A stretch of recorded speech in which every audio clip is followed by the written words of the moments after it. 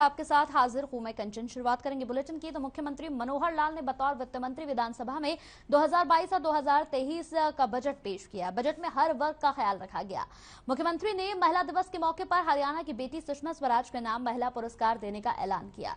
इसके साथ ही मुख्यमंत्री ने कई और बड़े ऐलान भी किए। वहीं बजट को लेकर हमारे संवाददाता रवि चंदेल ने मुख्यमंत्री से खास बातचीत की है। मुख्यमंत्री मनोहर लाल खट्टर ने अंतर्राष्ट्रीय महिला दिवस के मौके पर अपने दूसरे कार्यकाल का तीसरा बजट पेश किया। इस समय हमारे साथ मौजूद हैं सूबे के मुखिया मनोहर लाल खट्टर। सर, सबसे पहले तो बहुत बहुत स्वागत है आपका हर खबर पर। धन्यवाद बहुत। सर, महिलाओं को खास तौर पर जिस तरीके से महिला दिवस के ऊपर जो है बजट पेश किया, महिलाओं के लिए क्या कुछ खास रहेगा इस बजट में? देखिए, चूंकि कल संयोग से महिला दिवस था, अंतर्राष्ट्रीय महिला दिवस, और उस दिन हमने एक विशेष जो घोषणा की कि हरियाणा की हमारी बेटी श्रीमती सुषमा स्वराज, जो न केवल हरियाणा बल्कि देश और दुनिया में जो प्रख्यात हुई, तो उनके नाम से हमने एक पुरस्कार की घोषणा की है जिसका 5 लाख रुपए राशि मिलेगी, जो सर्वश्रेष्ठ महिला। उस नाते से ये एक बड़ा काम हमने किया। इसी के साथ साथ हमने महिलाओं को उद्यमिता में आगे लाने के लिए, एंटरप्रेन्योरशिप उनको मिले। अभी तक वो गृहिणी, जो अधिकांश महिलाएं हमारी गृहिणी इस रूप में ही काम करती हैं, लेकिन पढ़ी लिखी महिलाएं अब आगे बढ़ रही हैं, नौकरियों में भी जा रही हैं, खेलों में भी जा रही हैं, शिक्षा में भी, विज्ञान में भी, सब जगह बहुत आगे निकल रही हैं। सामान्य महिलाएं जो हैं वो रोजगार के नाते से आगे बढ़ें, कहीं इंडस्ट्री लगाएं, कहीं व्यापार करें, दुकान करें। इसके लिए हमने विशेष योजना बनाई है ताकि उनको कुछ ऋण के साथ साथ उनका जो इंटरेस्ट सबवेंशन, उसको ब्याज की राहत ये हम देंगे, और उनकी ट्रेनिंग जो करानी होगी वो कराएंगे ताकि महिलाएं भी इस जगत में एंटरप्रेन्योरशिप में आगे आए। 3 हमने महिलाओं के लिए कॉलेज की भी घोषणा की है कल, तो वो भी एक उनकी मांग थी। मांग के हिसाब से हालांकि अब 20 किलोमीटर के अंदर सब जगह कॉलेज जो है उसकी स्थिति बन गई है। कल भी जो कॉलेज हमने खोले हैं उसमें 1-1, 2-2 किलोमीटर की जिसको कहना चाहिए रिलैक्सेशन दे करके, और वो हमने किया है। सर, कृषि क्षेत्र की बात करें, कृषि क्षेत्र में जो बीते वर्ष जो बजट था उससे बजट जो है उसको बढ़ाया गया है, किस तरीके से देखते हैं, खास तौर पर किसानों को रुझाने के लिए, या फिर किसानों की जिस तरीके से उनको वृद्धि है, किस अच्छे तरीके से वो काम कमा सकें, साथ ही साथ फसलों के ऊपर ध्यान दे सकें, क्या कुछ खास है किसानों के लिए? देखिए, हरियाणा में चूंकि जमीन तो सीमित है, बल्कि कहीं ना कहीं कम होती जा रही है, इंडस्ट्री लग रही है या रेजिडेंशियल डेवलपमेंट हो रही है, इंफ्रास्ट्रक्चर बढ़ रहा है, तो जमीन तो उससे कम होती जा रही है, लेकिन परिवार बढ़ते जा रहे हैं, जो जोत है वो और छोटी होती जा रही है। तो छोटी जोत वाले किसान को कृषि के अलग उनको जो आय के व्यवसाय किए जा सकते हैं, मशरूम फार्मिंग है, बी कीपिंग है, पशुपालन है, मछली पालन है, इस प्रकार के फ्लोरिकल्चर है, तो इस प्रकार के बहुत से ऐसे विषय, और जो छोटे किसान हैं एफपीओज में आकर के इकट्ठे मिलकर के काम करें, उनको मार्केटिंग की ठीक से व्यवस्था मिल जाए, फिर डाइवर्सिफिकेशन करके कैश क्रॉप्स के ऊपर वो आए, तो उनकी ट्रेनिंग अच्छी हो। प्रगतिशील किसानों को जिम्मे लगाया कि छोटे किसानों को साथ ला करके जैसे अपनी इनकम का ध्यान करते हैं, ऐसे छोटे किसानों की इनकम को बढ़ाएं। और साथ में प्राकृतिक खेती, आज जो जहरीली खेती, खास करके केमिकल फर्टिलाइजर्स या खरपतवार या पेस्टिसाइड्स, इसका जो उपयोग करते हैं, इसका उपयोग किए बिना हम प्राकृतिक खेती करेंगे, पशुपालन करके उसके जो खाद बनाया जा सकता है, अच्छे कई प्रकार के खाद बनते हैं, उसके ऊपर भी हमने ध्यान करना शुरू किया। उसके लिए अलग से बजट इस बार तय किया है, तो किसान की आय डबल हो। प्रधानमंत्री जी जैसे कहा, हमने 14 फसलें एमएसपी पर खरीदना शुरू किया है। जो खरीद नहीं पाते हैं उसके ऊपर भावांतर भरपाई योजना देते हैं। इस बार हमने जो रबी की मक्का है उसके ऊपर भी एमएसपी लागू किया है। अभी खरीफ की मक्का के दोनों सीजन में होते हैं, तो उसको भी एमएसपी पर खरीदने की बात कही है। बहुत हमने उसमें सुविधाएं घोषित की और बजट भी बढ़ाया है, और मैं मान के चलता हूँ किसान की आय काफी बढ़ रही है, उसके खर्चे कम हो रहे हैं, उसको हम निश्चित रूप से डबल आय का जो हमारा पैमाना है, अभी कोई ऐसा पैमाना नहीं है जिसको बैरोमीटर से नापा जा सके।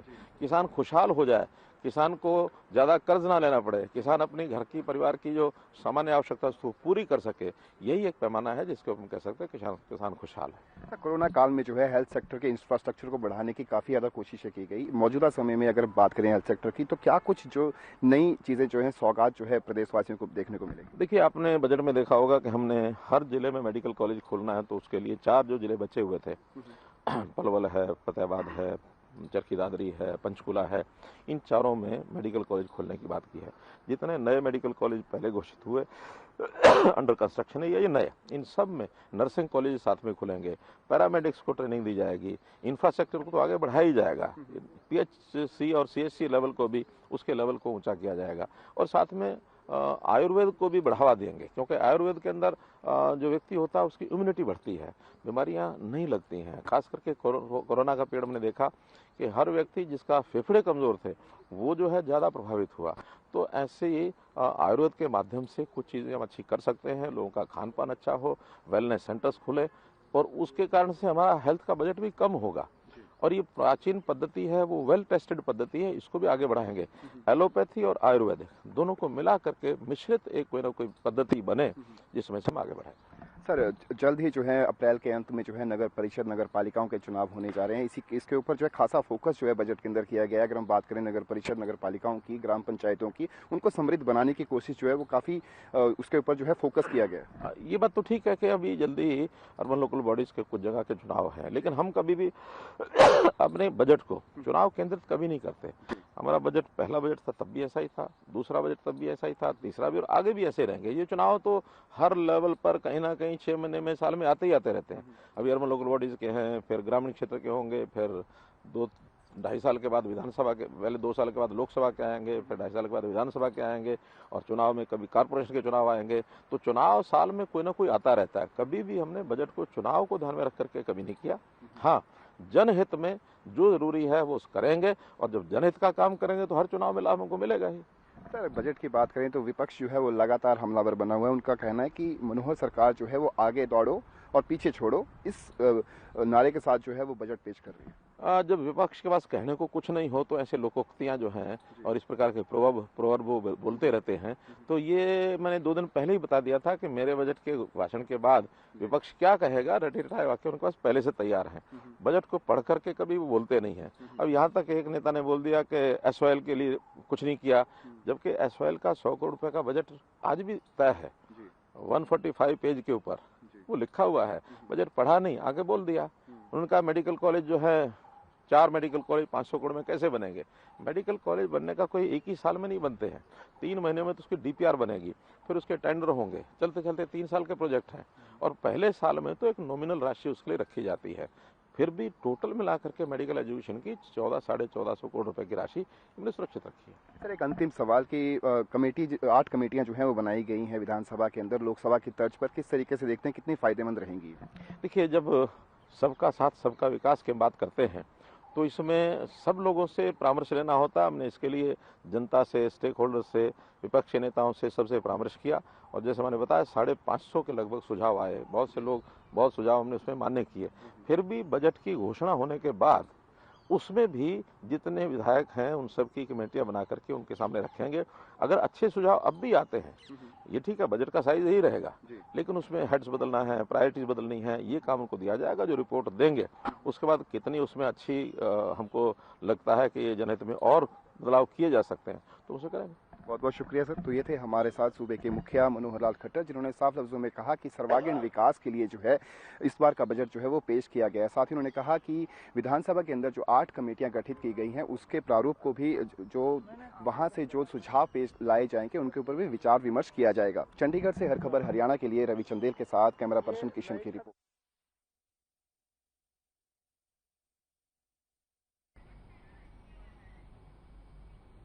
तो बजट को लेकर कई तरह की बातें अभी तक सामने आ चुकी हैं। वहीं जेजेपी के महासचिव हैं दिग्विजय सिंह चौटाला, जिन्होंने कहा कि बजट को लेकर जिस तरह की प्रतिक्रियाएं अभी तक सामने आ रही हैं वो बेबुनियाद है। सरकार की ओर से स्वर्गागीण विकास का बजट पेश किया गया है। वहीं उन्होंने नेता प्रतिपक्ष भूपेंद्र सिंह हुड्डा पर तंज कसते हुए कहा कि मौजूदा समय में जो सरकार पर कर्ज है ये हुड्डा सरकार की देन है।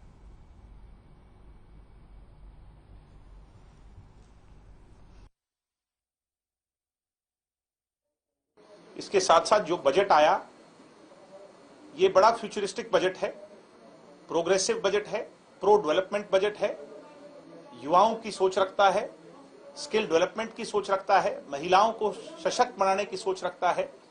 एग्रीकल्चर के अंदर इतना पैसा पहली बार दिया गया, पंचायतों को इतना पैसा पहली बार मिला। मैं मानता हूं कि हर वर्ग और हर तबके को जोड़ करके इस बार जो बजट पेश हुआ है इसकी मैं सराहना करता हूं। निश्चित तौर पर कर्ज बहुत ज्यादा है और इसके लिए सबसे बड़े जिम्मेवार चौधरी भूपेंद्र हुड्डा है। चौधरी भूपेंद्र हुड्डा, जब चौटाला साहब की सरकार गई थी तब हरियाणा सरप्लस में था उसको नेगेटिव में 2.25 लाख करोड़ लाने का कोई जिम्मेवार है तो चौधरी भूपेंद्र हुड्डा। कुरुक्षेत्र के शाहबाद में मुख्यमंत्री अंत्योदय परिवार उत्थान मेले का आयोजन किया गया, जिसमें विधायक रामकरण काला ने भी शिरकत की। मुख्यमंत्री अंत्योदय परिवार उत्थान के जरिए लोगों को स्वरोजगार से जोड़ा जा रहा है। मेले में विभिन्न विभागों की ओर से लगाए गए स्टॉलों से आमजन को रोजगार, स्किल डेवलपमेंट और स्वरोजगार के लिए ऋण के बारे में जानकारी दी जा रही है। वहीं विधायक रामकरण काला ने बताया कि सरकार ने 1,80,000 रुपए से नीचे वार्षिक आय वालों की पहचान करके उन्हें विभिन्न स्कीमों का लाभ देने के लिए अनूठी पहल की है। इससे ऐसे परिवारों की आमदनी में इजाफा होगा जिनकी आय कम है।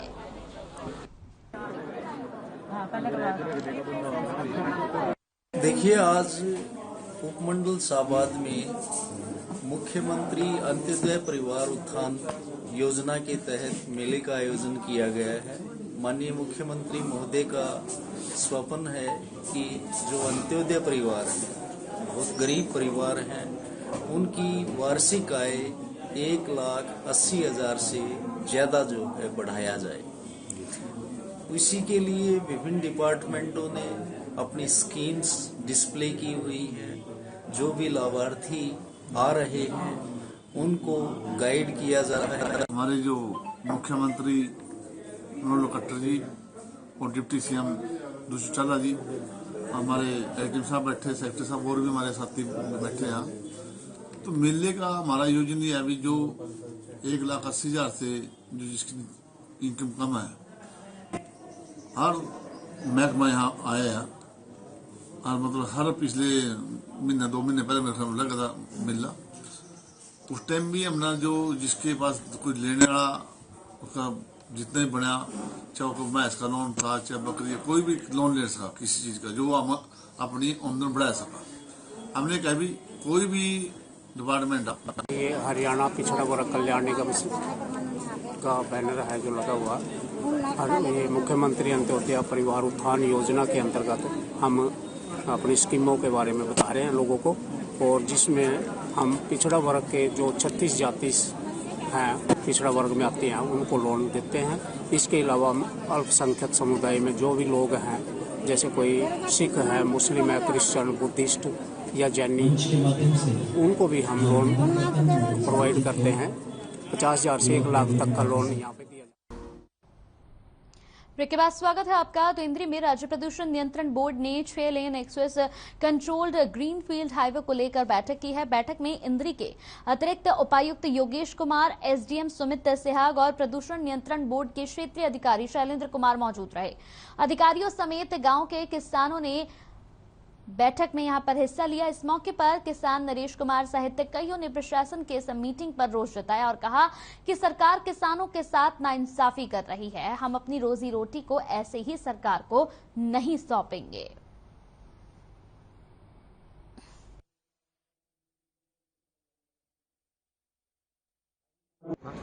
तो उसमें पब्लिक की तरफ से कुछ सुझाव आए हैं।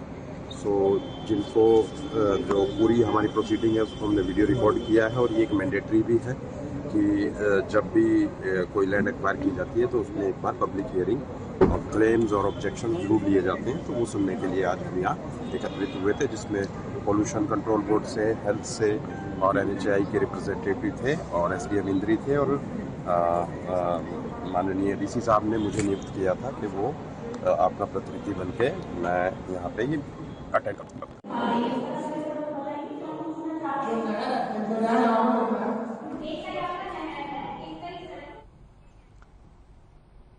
वहीं अब खबर कलायत से है, जहां बिजली निगम के एसडीओ और किसान नेता से अभद्र व्यवहार करने का आरोप लगा है। दरअसल किसान नेता का कहना है कि उन्होंने बिजली का अधिक बिल आने पर एसडीओ को फोन किया था, लेकिन एसडीओ ने फोन पर ही उनके साथ अभद्र व्यवहार किया, जिसके विरोध में किसानों ने बिजली कार्यालय के समक्ष प्रदर्शन किया। डेपुटेशन आई है, वो छोटी बात नहीं है। मामला हमारे चंद्रपाल जी हैं, भारतीय किसान यूनियन के वरिष्ठ साथी हैं। 1 नंबर चल रहा 98 एक साथी का बिल बकाया था। हाँ जी, उन्होंने एज ए पदाधिकारी एसडीओ साहब से बात करी कि आज किसान के पास पैसे नहीं है, वो पैसे कल को बिजली के बिल जमा करवा देगा, अगर इसमें कोई छूट मिलती है तो वो छूट भी दे देना। एसडीओ साहब ने अच्छी भाषा का प्रयोग नहीं किया, शब्दावली गलत थी। उसको लेकर के हम एसडीओ साहब से मिले हैं और एसडीओ साहब से कहा कि इस किस्म की शब्दावली किसी भी नुमाइंदे के साथ नहीं होनी चाहिए। उन्होंने कहा कि आगे से ऐसी बात नहीं होगी। तो एसडीओ साहब ने अब क्या आश्वासन दिया आपको?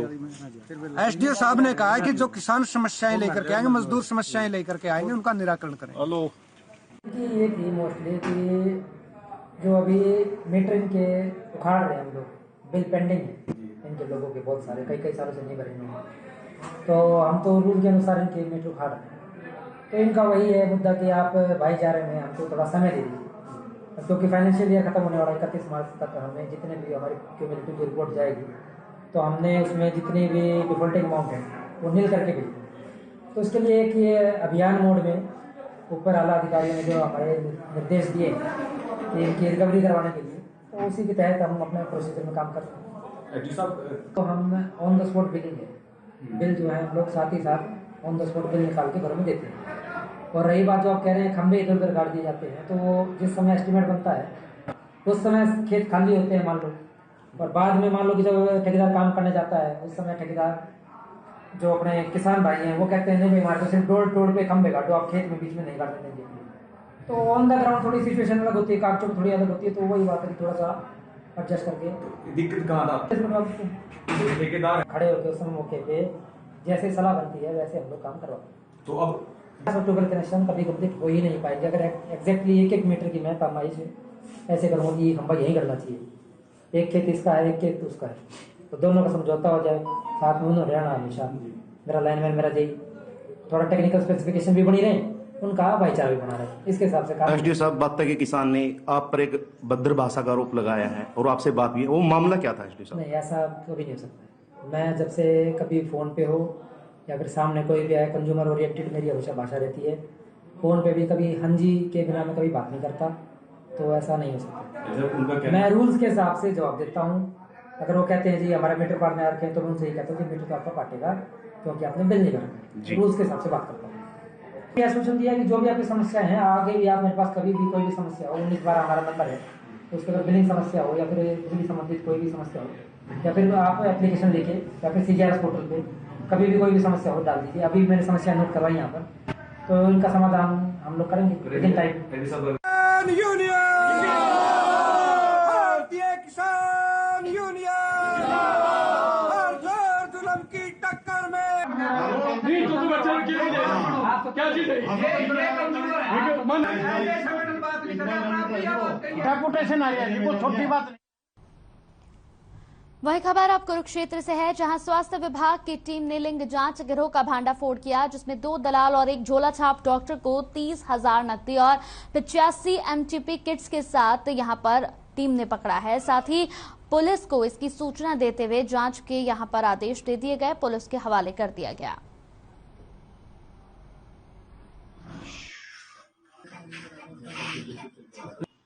सिविल सर्जन कैथल को एक इंफॉर्मेशन मिली थी कि यहाँ पे सेल्फ डिटर्मिनेशन होता है, तो हमने ज्वाइंट टीम बनाई जिससे डाउट देखा हुआ हमारे कुरुक्षेत्र की टीम ने तैयार किया। और हमारे को अभी पहले ये नहीं पता था कि कहाँ करवाते हैं वो, जो डाउट डेटा तैयार करने के बाद जो दलाल था सुखदेव नाम का, जो कुरुक्षेत्र में सलारपुर रोड पर रहता है, उसके घर में अल्ट्रासाउंड करवाया गया, अपने सलारपुर रोड पर घर है उसका। तो उसमें एक झोला छाप डॉक्टर था मोहम्मद नदीम अहमद, जो शामली यूपी से एक पोर्टेबल मशीन और प्रोब लेके आया हुआ था। तो उसने अल्ट्रासाउंड करने के बाद फीटस फीमेल बताया गया उसके द्वारा, तो 30,000 रुपये में डील हुई थी। तो 30,000 रुपये हमारे रिकवर हो चुके हैं। 10,000 रुपये सुखदेव से जो दलाल था और 20,000 रुपये सो कॉल डॉक्टर मोहम्मद नदीम अहमद से। हमने इन दोनों को पकड़ लिया मौके पे और 30,000 रुपये भी रिकवर हो चुके हैं, और मशीन, पोर्टेबल मशीन और प्रोब भी रिकवर हो चुका है। इसके साथ साथ एक तीसरा दलाल तिलक राज। वहीं भिवानी में हरियाणा रोडवेज विभाग ने ई टिकट प्रणाली शुरू करने का फैसला लिया है। परिचालकों के फ्रॉड और यात्रियों की शिकायतों को देखते हुए रोडवेज विभाग जिले में ई टिकट लागू करेगा। इसके लिए भिवानी डिपो से 7 कर्मचारियों को चंडीगढ़ में ई टिकट प्रणाली का प्रशिक्षण दिया जाएगा। इस मामले में यातायात प्रबंधन भरत सिंह परमार ने बताया कि जिले में ई टिकट प्रणाली जल्द लागू की जाएगी, जिससे रोडवेज विभाग में होने वाले फ्रॉड को रोका जा सकेगा। वहीं जब कई यात्री ई टिकट लेकर यहां पर कोई भी यात्री अगर लेता है तो उसका डेटा रोडवेज विभाग में फीड हो जाएगा और ये भी पता रहेगा कि यात्री ने कहां से कहां तक की यात्रा की है। इतना ही नहीं, सीनियर सिटीजन को अलग से फ्री कार्ड भी दिया जाएगा। इस प्रणाली से आम जन और रोडवेज विभाग को काफी फायदा होगा।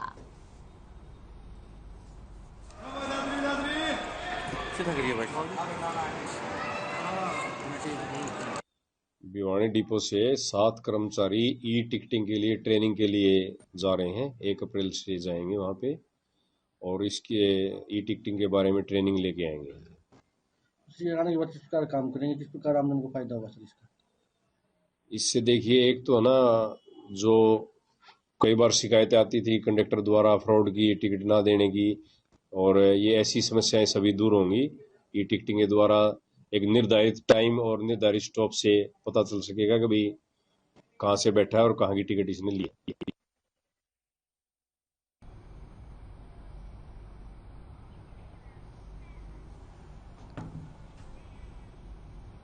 खबर इंद्री से है। अब आपको इंद्री से खबर बताएं, जहां स्टेट पावर लिफ्टिंग प्रतियोगिता में 3 खिलाड़ियों ने 3 पदक हासिल किए। जानकारी देते हुए जिम संचालक पंकज सैनी ने बताया कि खिलाड़ियों को यहां पर ट्रेनिंग के साथ साथ वो खुद भी प्रतियोगिताओं में भाग लेते हैं। वहीं विजेता हुए तीनों खिलाड़ियों को 7 अप्रैल को दिल्ली में आयोजित होने वाले नॉर्थ इंडियन चैंपियनशिप के लिए चयन हो गया है। ये प्रतियोगिता 3 दिनों तक चलेगी, जिसमें सभी प्रदेशों के खिलाड़ी हिस्सा लेंगे।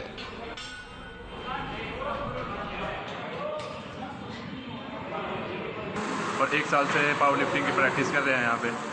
तो पहले हमने 4 कंपटीशन खेल चुके हैं अब तक, जिसमें 3 में सिल्वर, 1 में ब्रॉन्ज और 1 में गोल्ड मेडल है मेरा। तो पहले कहाँ पर खेल के आए आप?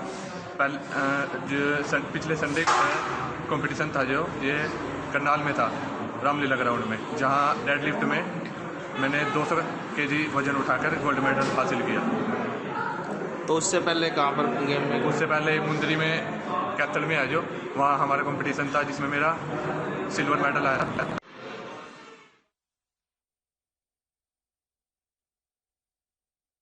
चलिए, इसी के साथ इस बुलेटिन में मेरे साथ इतना ही। नमस्कार।